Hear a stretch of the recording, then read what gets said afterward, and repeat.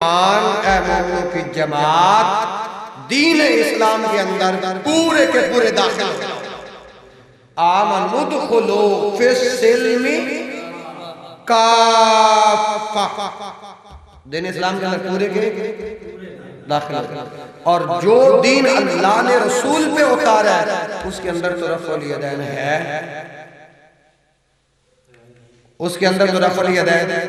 اچھا، ایک نیکی کرنے کا کتنا ثواب ملتا ہے؟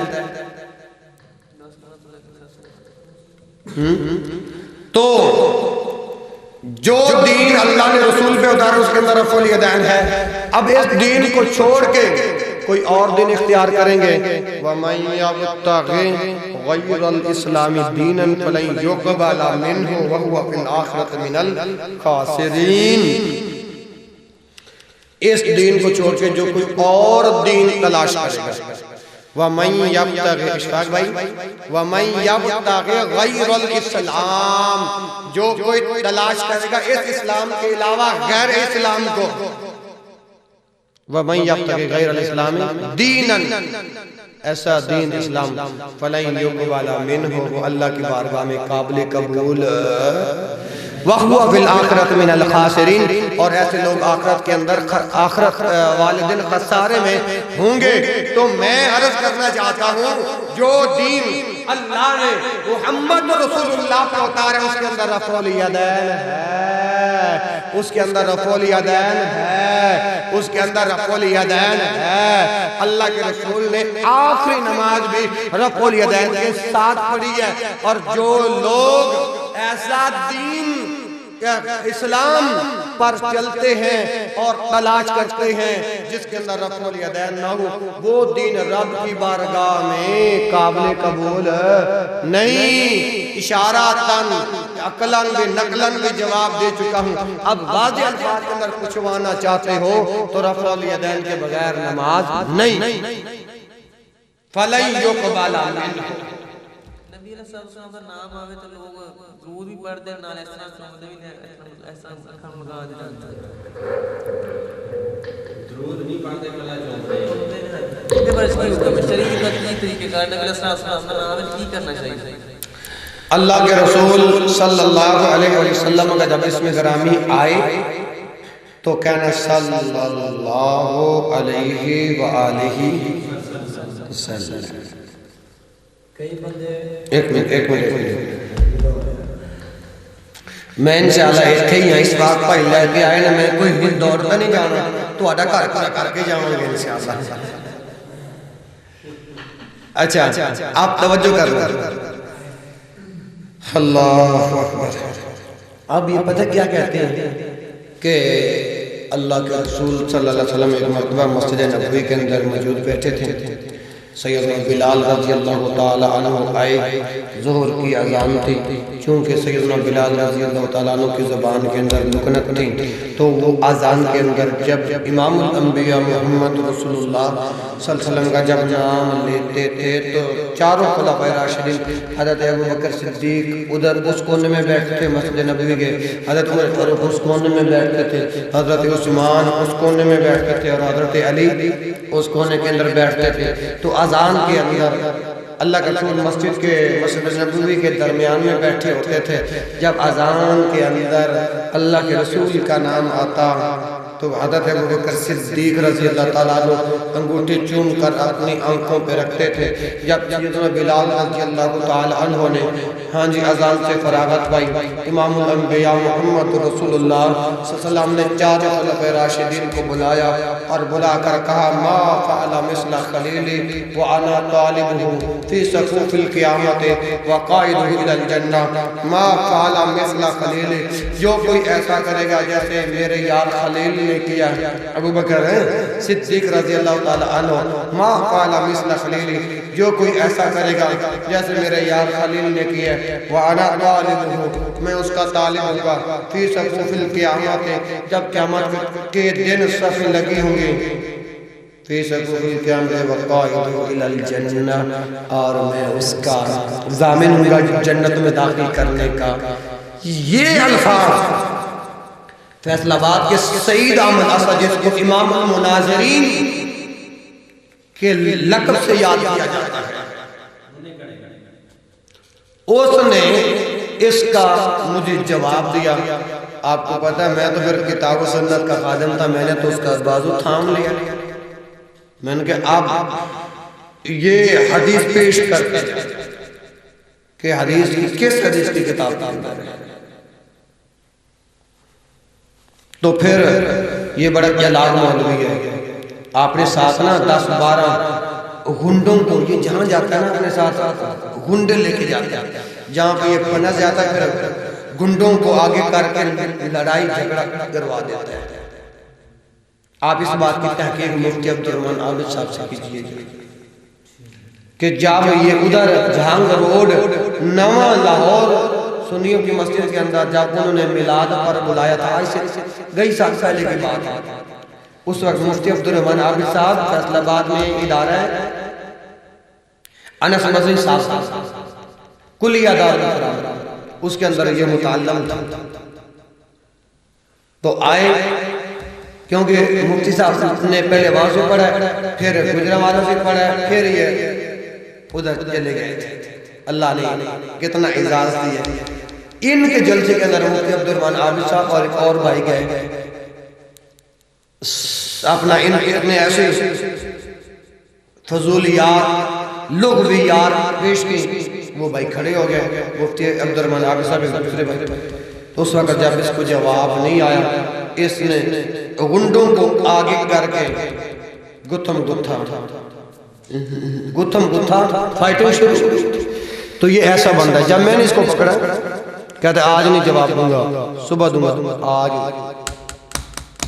جواب دے گا۔ پھر ہم نے اپنے کچھ نمائندے بھیجے اس کے ادارے کی طرف، اس کے ادارے کے اندر، تو جی وہ آج نہیں ملی، صبح ملی چاہیے، ابھی تک تحقیق ہو رہی ہے، پتہ نہیں کب ملے گی۔ تو میرے بھائیوں، یہی لوگ دین کے اندر اضافہ کرنے والے ہیں، بدعتی ہیں، تو کسی ایک صحابی سے بھی انگوٹھے چومنا ثابت۔ اور آپ کو پتا کہ یہ انگوٹھے کیوں چومتے ہیں؟ یہ ناخنوں کے اندر آدم علیہ السلام کا نور ظاہر ہوتا منتقل ہوتا گیا اس لیے آدم کے ناخنوں کے اندر جب نور آئے تو آدم نے خون پر اپنا خون پر لگا، ہم تو عاشق رسول ہے۔ اچھا، میں نے کہا تو اتنا گستاخ ہے، کائنات کا بدترین گستاخ ہے کہ جب تجھے ناخنوں میں نور نظر آیا تو تم اس ناخنوں کے اندر نبی کا نور نظر آیا تو تم نے، یا نبی کا نام محمد تجھے نظر آیا تو تم نے چوم لیا۔ تو جب واش روم میں جاتے ہو، ہاں جی قضاء حاجت کرتے ہو، جن ناخنوں کے اندر تجھے نور نظر آتا ہے نبی کا، جن ناخنوں کو تو چومتا ہے، اسی ناخنوں کے ساتھ تو اپنی شرمگاہ صاف کرتا ہے۔ بتائیے کہ اتنے بڑے گستاخ ہو تم، پھر وہ تمہارا نور کہاں جاتا ہے؟ تو اس لیے میرے بھائیوں یہ بدعت ہے، اس بدعت سے بچنا چاہیے، اور بدعتی بندے پر اللہ اس کے رسول کی لعنت۔ ایک حدیث میں یہ بھی ہے، جس نے کسی بدعتی کو بنا دی اس کے اوپر بھی لعنت۔ جی ابھی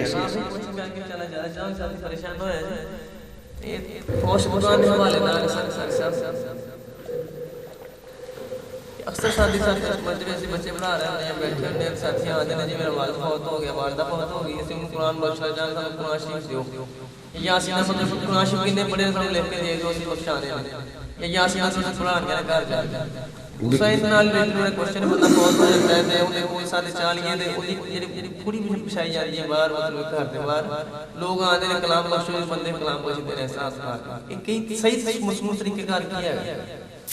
پہلی بات اتنی ہے، یہ سب بدعات ہیں۔ کیا ہے؟ جس نے زندگی کے اندر قرآن پڑھیا نہیں تے فوت ہونے تو بعد قرآن نے کی فائدہ دیا ہے۔ قرآن زندوں کے لیے ہے، مردوں کے لیے نہیں آیا۔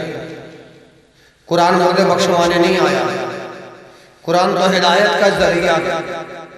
روز صبح سویرے قرآن ایک کوئی آدر کو اس کو ترجمے کے ساتھ پڑھو اور دیکھو کہ قرآن تقاضا کیا کر رہا ہے۔ قرآن تو ہدایت کا پیغام لے کے آیا ہے۔ ٹھیک، لیکن یہ قرآن مردے بخشوار نہیں. اچھا اگر یہ قرآن پڑھنے سے مردے اگر بخشے جاتے ہیں، اللہ کے رسول صلی اللہ علیہ وسلم کو فوت ہوئے کو کتنے سال ہو گئے؟ خلفائے راشدین نے کبھی قرآن پڑھ کے بخشا؟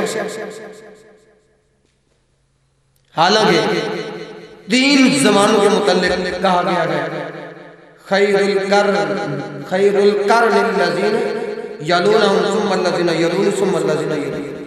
صحابہ کا زمانہ بہترین زمانہ، تابعین کا زمانہ بہترین زمانہ، تبع تابعین کا زمانہ بہترین زمانہ. جو اشفاق بھائی، تبع تابعین کا زمانہ 220 ہجری تک ہے. بہترین یہ 3 زمانے ہیں جو امام الانبیاء محمد رسول اللہ نے بہترین زمانے کہا ہے. اس کے اندر تو کسی صحابی نے قرآن پڑھ کے اللہ کے رسول کو نہیں بخشا. 220 ہجری تک تبع تابعین کا دور ہے. تو نہ خلفاء راشدین میں، نہ صحابہ میں، نہ تابعین میں، نہ تبع تابعین سے یہ عمل ثابت ہے، نہ ہی قرآن و حدیث کے اندر آپ کو کہیں یہ حکم ملے گا. ایک دوسری بات،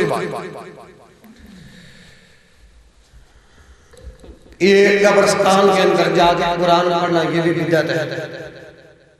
یہ ایک ختم قرآن، 2 ختم قرآن پڑھ کے فلاں کے ملک کیے گئے، یہ بھی سب پکھنڈ بازی ہے، بدعت ہے. کیونکہ کتاب و سنت کے اندر اس کا حکم نہیں. جواب آگے کہ اگر کوئی بندہ فوت ہو جاتا ہے، افسوس جو ہے نا، افسوس کے لیے 3 دن کی اجازت کتاب و سنت کے اندر موجود ہے. اور یال بھائی اگر کسی دا فوت ہو گئے، فاتحہ پڑھا، فاتحہ ایتھے نماز اندر فاتحہ پڑھ دینے، اتھے فاتحہ پڑھا، فاتحہ کیسے کم؟ یہ ہاتھ اٹھانا، فاتحہ پڑھو، جتے پڑھنا اتھے پڑھ دینے، جتے پڑھی بچے فاتحہ پڑھو. ہون پتہ نہیں کی پڑھی جا رہے ہیں اشراق بھائی؟ اللہ اللہ حکم بھائی. ہاں بھائی امن میں بیٹھے. تو میرے بھائیوں، افسوس کرنا سنت سے ثابت ہے. تو آپ جائیں افسوس کرنے، اور آپ افسوس کیسے کریں گے؟ زبان کلامی دعا پڑھیں گے جو اللہ کے رسول نے اپنے اصحاب کو سکھائی ہے، اِنَّا لِلَّهِ وَإِنَّا إِلَيْهِ. اللہم اجرنی فی مصیبتی واخلف لی خیرا منہ، ان للہ اخذ ان للہ اخذ ولہم آخذ وکل شیء عنده بعدد مسمى فلتصبر ولتحتسب اعظم اللہ اجرک واحسن عظامک وغفر لمیتک. یہ الفاظ کتاب و سنت سے ثابت ہیں. زبان کلامی جاؤ، السلام علیکم ورحمۃ اللہ وبرکاتہ بھائی، اِنَّ لِلَّهِ وَإِنَّا إِلَيْهِ رَاجِعُونَ. یہ دعائیں پڑھو، یہ ہے افسوس. اور فرمایا جو کوئی اس طرح سنت کے مطابق جا کے افسوس کرے گا، کل قیامت والے دن اللہ رب العالمین ایسا غلہ پہنائیں گے جو صحابہ رشک کریں گے، اللہ کے رسول یہ کون سے لوگ ہیں؟ اللہ کے رسول فرمائیں گے کہ یہ وہ لوگ ہیں جو جب اس سے ان کو جب تکلیف پہنچی، دکھ پہنچا، تو اس نے اپنے مومن بھائی کو جا کے تسلی دی تھی. تو یہ عمل سنت سے ثابت. آخری کوشچن ہے جی، انشاءاللہ سارے پریشان ہوئے نہیں، آخری کو سارے کر لو. اپنی حریجہ پوریاں لال ہو ماشاءاللہ.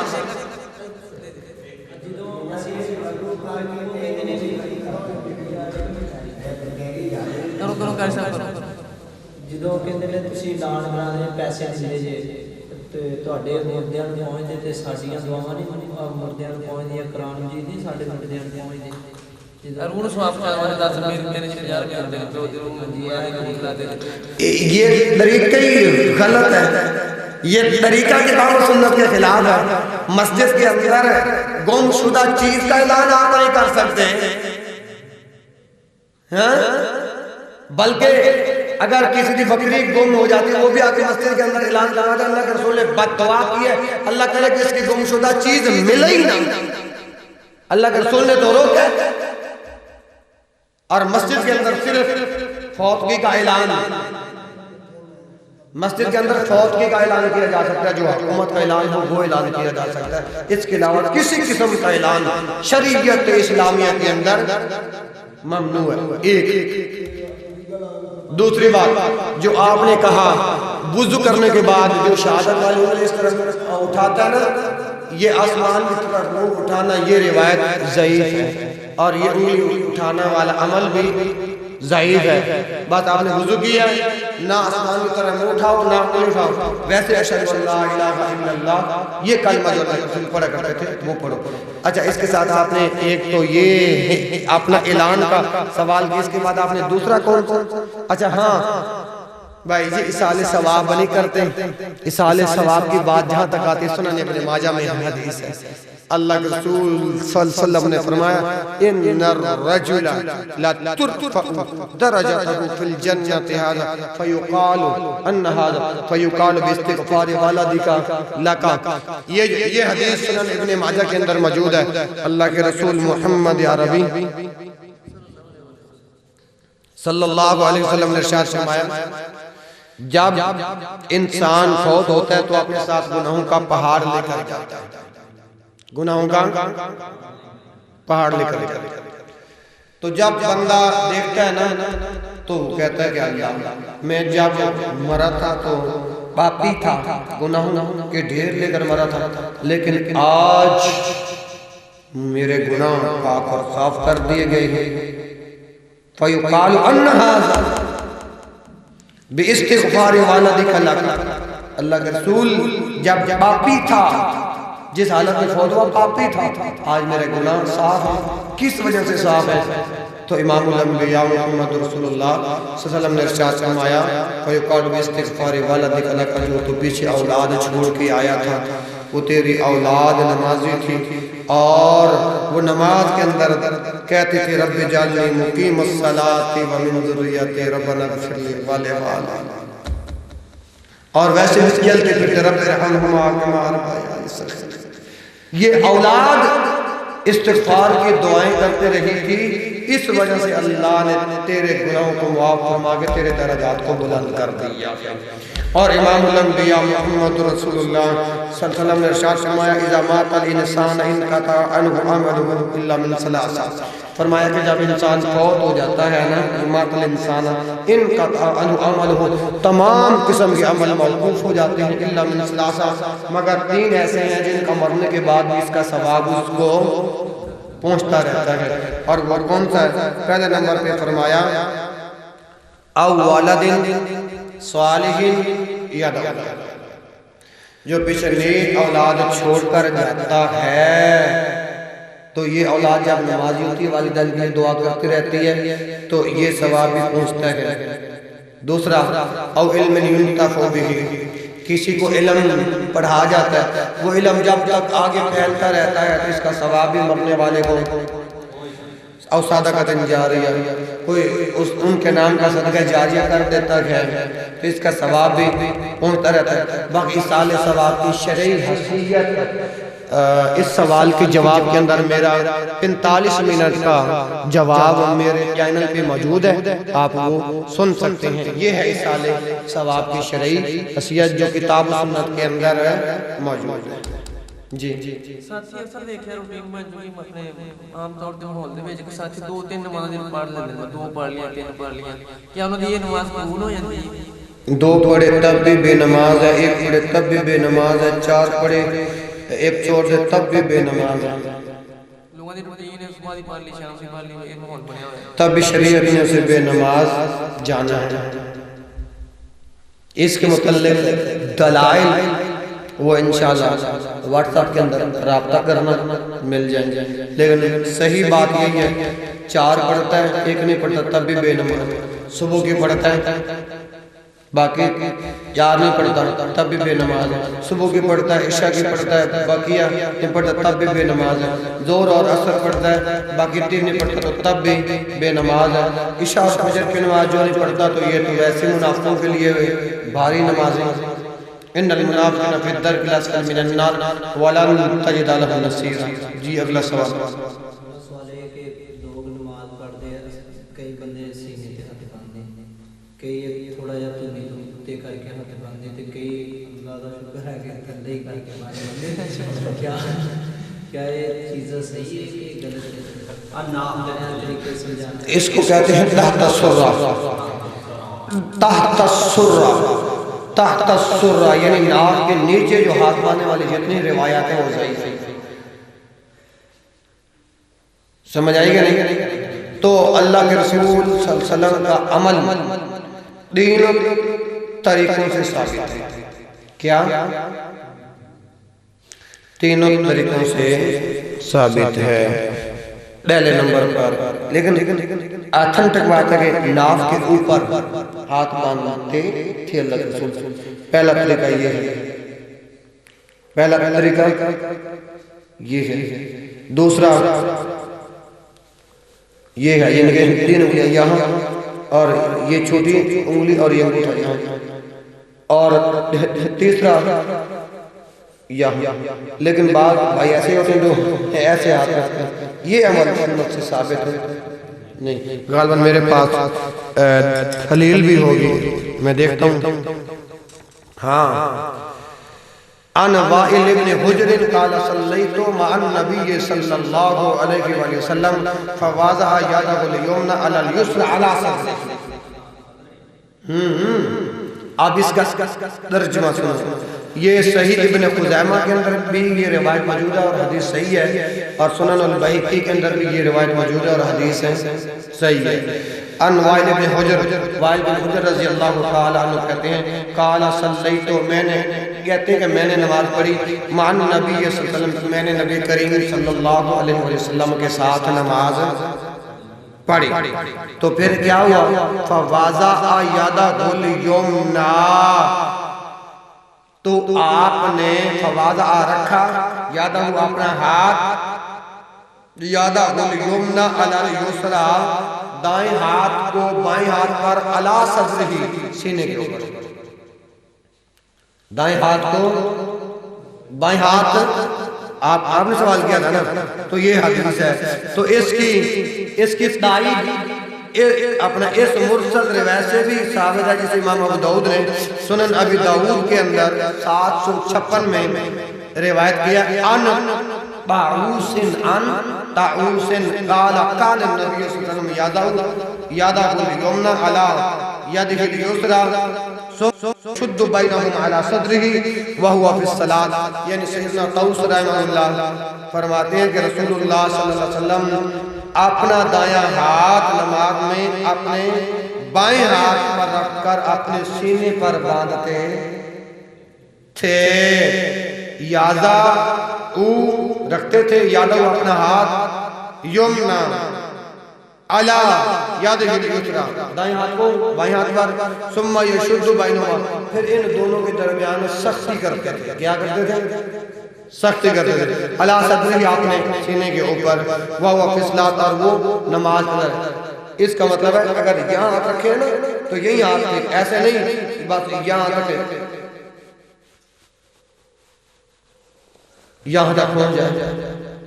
اچھا اشفاق بھائی، یہ ذرا تھوڑا سا میرا پریکٹیکل جو ہے نا نوٹ کرنا، تاکہ جہاں تک یہ پیغام جائے گا میرے بھائیوں کے لیے ہو سکتا ہے ہدایت کا سبب بن جائے۔ اللہ کی بارگاہ کے اندر جو ہے یہ اس انداز کے اندر کھڑا ہونا، یہ عاجزی اور انکساری ہے، یہ عاجزی اور جو کہتا ہے اللہ اکبر، ادھر سے اللہ کی بارگاہ میں ہے، ادھر اللہ کو مخاطب کر کے، اللہ کو مخاطب کر کے ہاتھ جب اللہ دیکھتے ہیں تو اپنے ہاتھ اپنی شرمگاہ تک لے کر جاتا ہے، گویا کہ اللہ کو اپنی شرمگاہ دکھانا چاہتا ہے۔ شرمگاہ کے ساتھ اللہ اکبر، वाक़यात होते हैं। तो ये इसके अंदर मेरे अल्लाह की भी गुस्ताखी, मेरे अल्लाह की भी बेअदबी है। इस बात को अगर आपने नहीं समझा इस्लाम भाई, मैं एक और अगर मुझसे कोई गलती हो जाए मैं कहूँगा काशिफ भाई मुझे माफ़ कर देना, भाई शाकुर रहमान साहब मुझे माफ़ कर देना। अगर यूँ हाथ जोड़ूंगा भाई शाह साहब खुले दिल के बंदे हैं, नरम दिल के बंदे हैं, फलाह दिल बंदे हैं, भाई काशिफ साहब तो ये भाई मुझे माफ़ कर दो। अगर मैं कहूँ भाई काशिफ गलती से मुझे माफ़ कर दो, ये हालत में काशिफ को मुखातिब करते और इस हालत में कोई माफ़ी मांगो भाई मुझे माफ़ कर दो, तो आप भाई को तो और गुस्सा आएगा। बस सुतो इस मौज में मेरे कोई चल गया ये माफ़ी मुझे ना करता है। आप माफ़ी मांगने के लिए हाँ यहाँ इस्तेमाल बंदा करे तो माफ़ी मिलती है। इसी तरह अल्लाह की बारगाह में हाथ यहाँ बांधे तो जी। और सवाल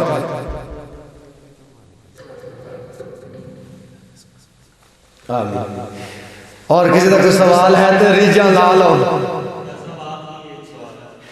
वो तो हर सवाल ही आखिरी होता है। इशफाक भाई जरा कैमरा मारे से भजते।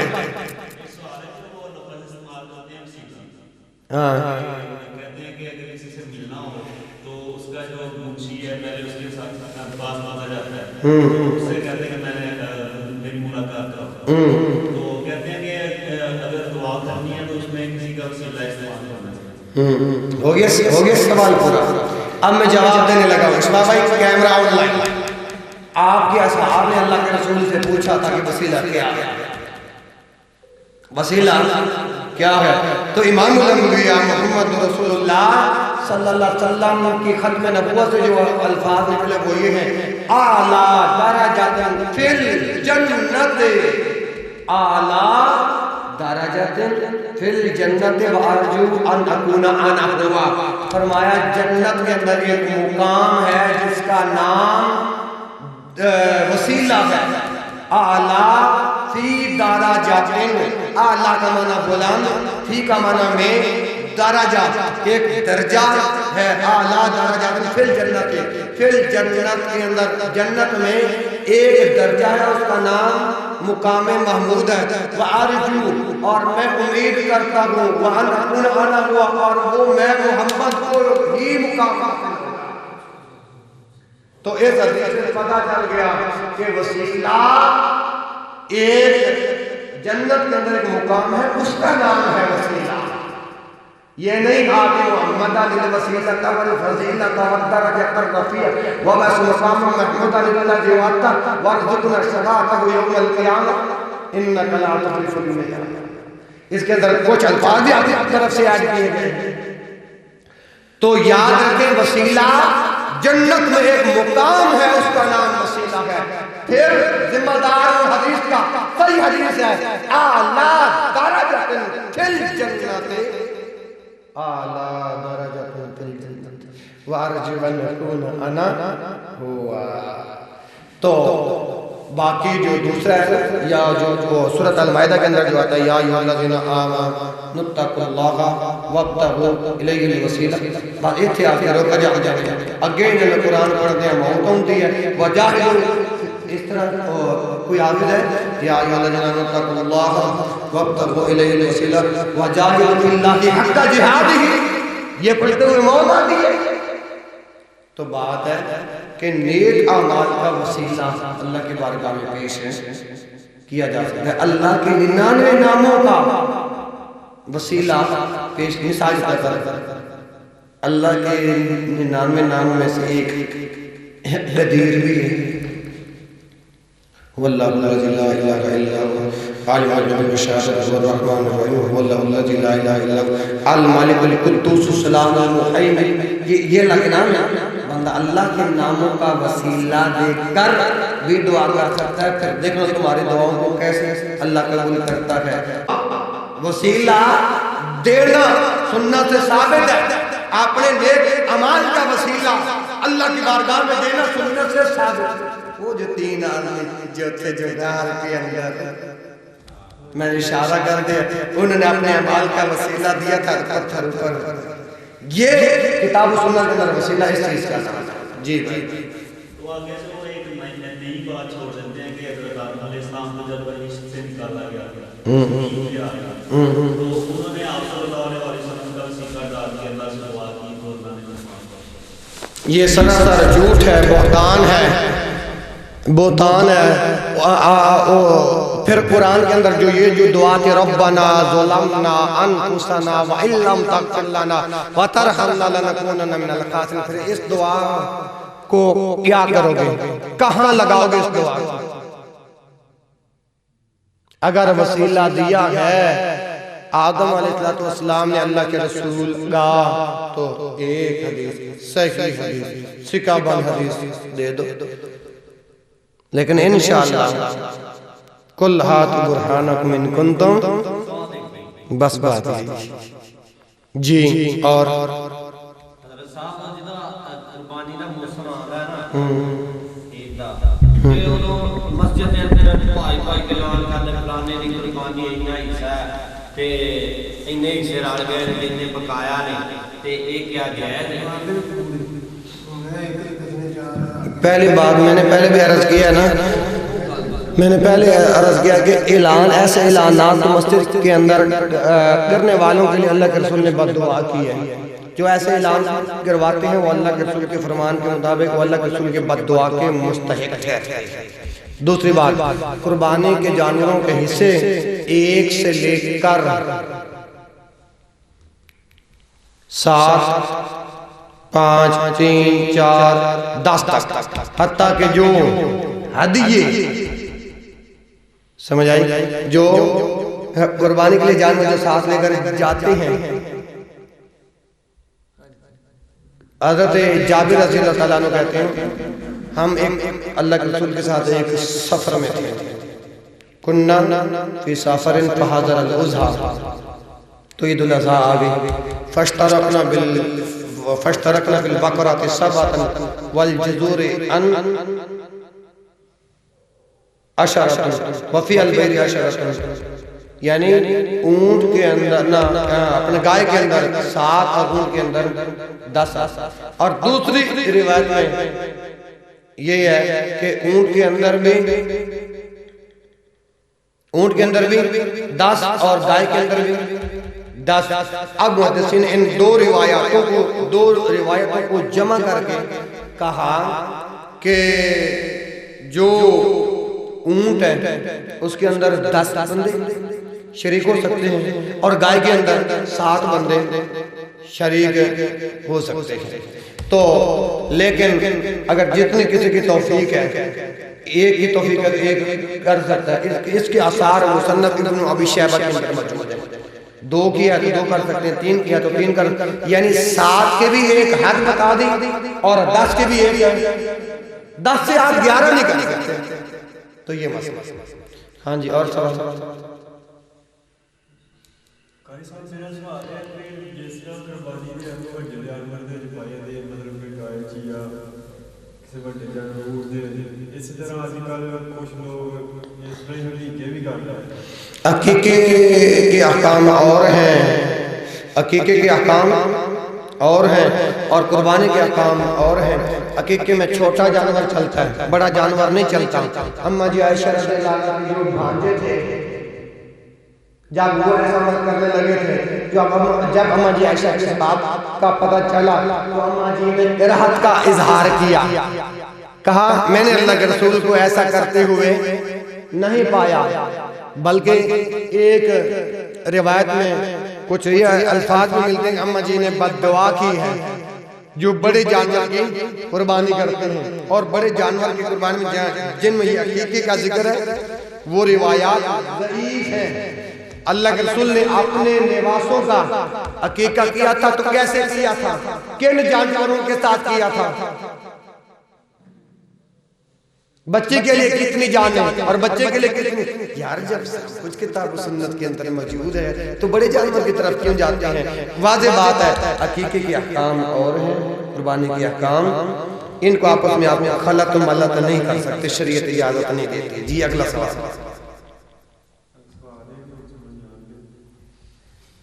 میں تو انہوں زبردستی تو نہیں بٹھایا، آپ نے مجھے بٹھایا کہ قاری صاحب سوالوں کے جواب دینے ہیں۔ بھائی کاشف نے بھائی جان کو بار بار کہا تھا کہ مفتی صاحب نے سوالوں کے جواب ہم نے لازمی لینے ہیں مفتی صاحب سے، تو میں بھاگا تھا، میں تو تمہارے کہنے پر تمہارے سوالوں کے جواب دیا، الٹا الزام بھی مولوی پر لگا دیا کہ تجھے تانے بٹھائے بیٹھے ہو۔ ایسی بات آنے والے مہمان کے لیے ایسے جملے نہیں استعمال کرتے کہ ان بیمار ہیں، اللہ ان کو شفا کامل عاجلہ عطا فرما۔ یا الہ العالمین، جہاں کہیں بھی تیرے بندے اور بندیاں بیمار ہیں، ہسپتالوں میں یا گھروں میں، جہاں کہیں بھی ہیں، میرے خالق میرے مالک ان کو شفا کامل عاجلہ عطا فرما۔ ان کے ساتھ میرے اللہ مجھے بھی شفا کامل عاجلہ عطا فرما دے، اور میرے بھائی کے بیوی کو اور ان کے والد کو بھی شفا کامل عاجلہ عطا فرما دے۔ اللہم عذب الباس رب الناس واشفی انت الشافی لا شفاء الا شفاءک شفاء لا یغادر سقما۔ اور دعا کرو اللہ پاک میری بیٹی کو بھی، منائل فاطمہ اس کا نام ہے، بیمار رہتی ہیں، اللہ پاک ان کو بھی شفا کامل عاجلہ عطا فرمائے۔ اور دل سے دعا کرو اللہ تعالی محترم پیارے بھائی اشفاق صاحب کو دن دگنی رات چگنی اللہ ترقی عطا فرمائے۔ اس کا مطلب کہ اتنے سالوں سے دین کا کام کر رہے ہیں، اللہ اپنے بارگاہ میں بس قبول کر دے۔ اللہ کی بارگاہ میں بھائی اشفاق صاحب کی ساری محنتیں اللہ کو پسند آ جائیں اور اللہ راضی ہو جائے، اور اللہ ان کے گھر والوں پر بھی اپنا خاص فضل فرما دے۔ اور میرا مالک میرا خالق میرا بھتیجا ہے توصیف الرحمن، اللہ یہ میرے اشفاق بھائی کو گلاب کا پھول دیا، بلکہ چمبیلی کا پھول دیا۔